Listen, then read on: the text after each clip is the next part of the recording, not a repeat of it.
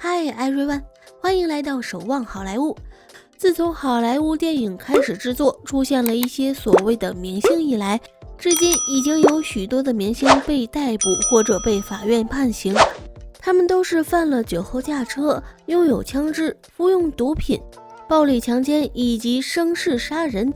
不过，美国明星们在犯罪上的刑罚比起一般公民要轻得多，而且到目前为止，也有许多例子说明了好莱坞名人可以轻易地逃脱罪行，甚至不受到任何刑事的处罚。看看下面几位名人犯罪后都如何被对待的。1994年，克里斯蒂安·史莱特在纽约机场过道时，金属探测器响了，警员从其手提箱中找到了手枪。尽管他的手枪得到了持枪认可证，但在此时此地，携枪上机就构成了大罪。况且谁证明你不是恐怖劫机分子？按照克里斯蒂安·史莱特无视法规、隐藏枪支，至少坐牢5年以上。可是因为他是名人，罪行就得到大幅度减轻，只出狱社区做3天义工了事，在一所医院照料无家可归的孩子。1995年在好莱坞和妓女一同在车上被捕的休格兰特，虽然只是嫖妓，也触犯刑法。通常像这种犯罪被逮捕，至少蹲1年的牢房，但他主演的4个婚礼和1个葬礼红遍美国，因而他只需付180美元的罚金，这点小钱比好莱坞一些明星买春药还便宜得多。1996年，小劳勃道尼在3个月内就被逮捕了3次，理由是服用海洛因、酒后驾车、携带枪械以及非法入侵邻居家园。就算犯了其中任何一项罪名，关进监狱1年以上都是理所当然的。然而小劳勃道尼仅仅判了3年缓刑，做了100个小时的社区服务工作，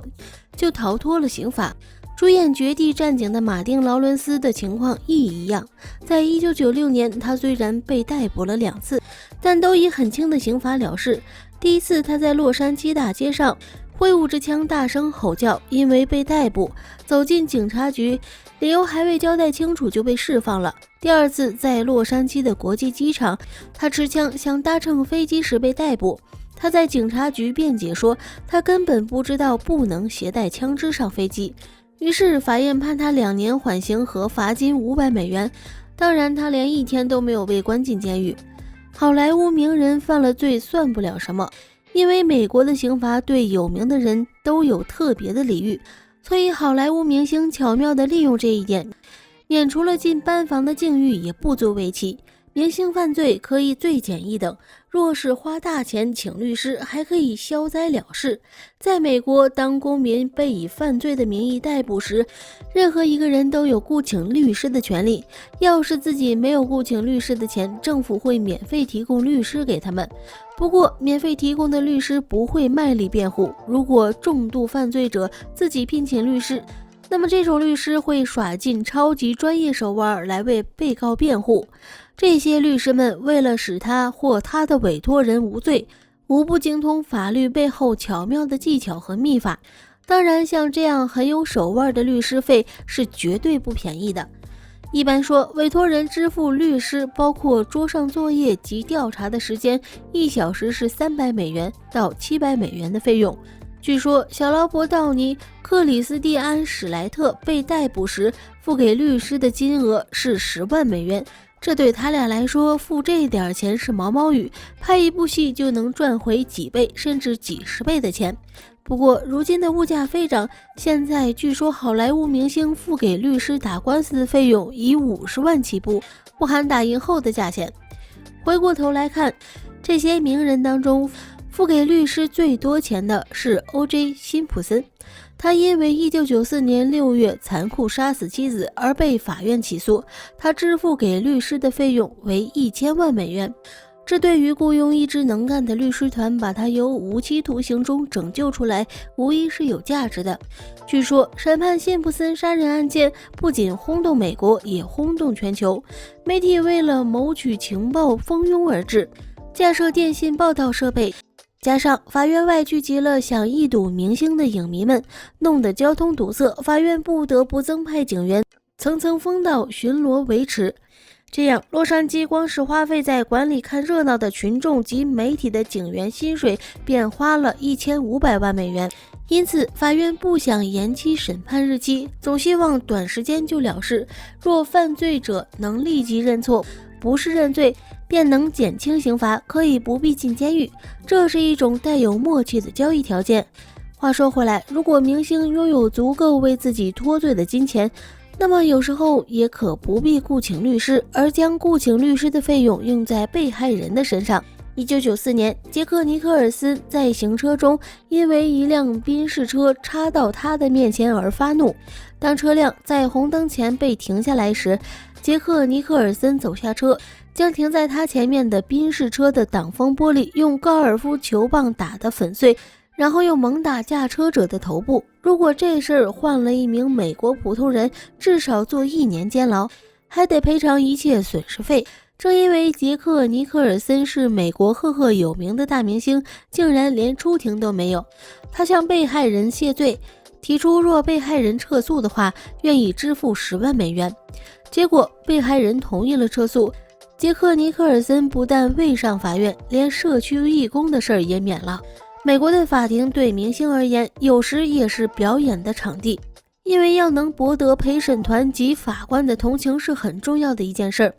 基努·里维在拍摄电影《生死时速》一片之前的1993年，因酒后驾车而被法院提起诉讼。酒后驾车非常有可能使其他车辆也卷入事故中。在加州，酒后驾车被认为是一项严重的犯罪。基努·里维因为喝得烂醉，车子开得歪歪扭扭，警察强行拦下基努·里维的车，判他酒醉驾车而被逮捕。在法庭上，基努·里维的表演才得到了充分的发挥，几乎获得了法官和陪审团的一致同情。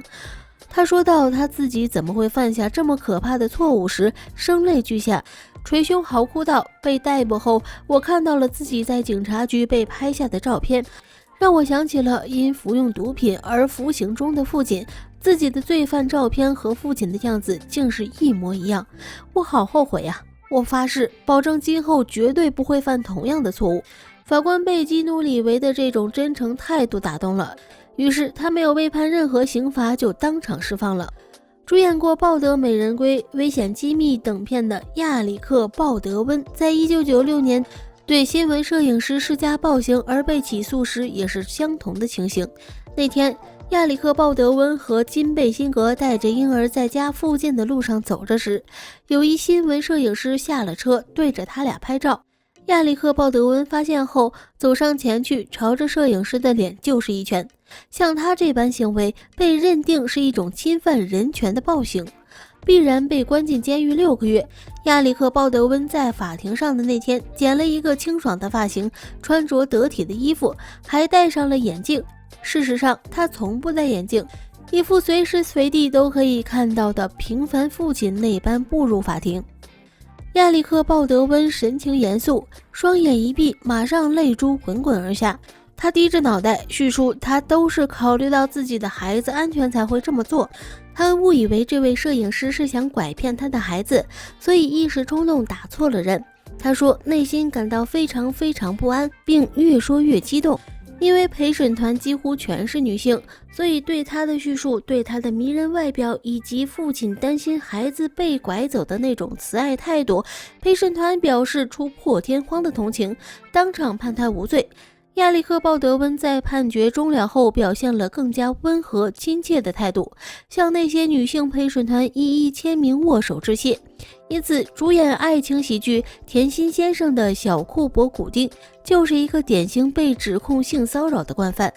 2018年，他被控在纽约时代广场附近的一家夜店强摸女性胸部。第2年，他又被另外2位女性指控对自己不轨，一位说他强吻，一位说他袭臀。接下来的2年中，勇敢站出来指控小库珀·古丁的女性达到了30多名。小库珀·古丁的信用岌岌可危，面临入狱。在律师的建议下，小库珀·古丁在纽约的最高法庭承认自己有强行亲吻的不当行为，这是其中罪名较轻的一项，以换取警方对其不要求入狱的宽大处理。而2022年的好莱坞明星大戏当仁不让，则是曾经的杰克斯帕罗船长强尼戴普和前妻安珀赫德的家暴 vs 诽谤一案，因为疫情原因不断推迟，终于在4月12日的弗吉尼亚开庭。这次开庭让这对曾经令人羡慕的神仙夫妻背后的黑暗生活再次曝光在大众面前。而约翰尼·德普在6月与36岁的前妻安珀赫德的诽谤诉讼中赢得了数百万美元。当然，真正的功臣自然是约翰尼·德普幕后的律师团队。在政治正确越来越严重的今天，如今在好莱坞的明星只有因为行为不当，不管是真的还是假的，只要有人出来指控，就会导致演艺生涯陷入停滞。这与20世纪的处理方式已经截然不同。像强尼戴普这样能把之前的污点洗干净，重新被好莱坞再度启用，相比他付出的高额律师费，对他来说绝对超值。最后，如果喜欢这部影片，别忘了按个赞，或是分享给身边的朋友。感谢您的鼓励，我们下期再见。